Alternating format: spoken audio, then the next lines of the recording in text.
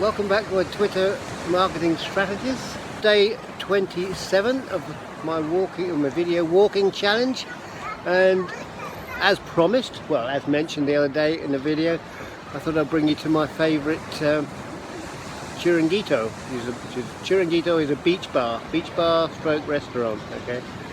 However, it's changed a bit since I was here last, and of course it's like all good things. It used to be a very, very rustic place, and perhaps to your eye it still is, but it's a little modernised since I was here last.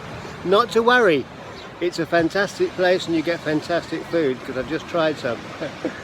But as you can see, it's very popular, and like this Chiringuito, when you're doing your marketing, you need three things. You need an audience, you need somewhere to bring them, your email list, and you need to sell them stuff.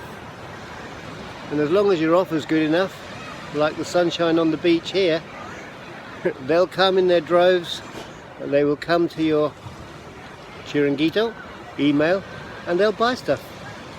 Okay, I hope you've enjoyed this little trip round the mini trip around the Costa del Sol, and I'll see you in another one. I'm Kirwan.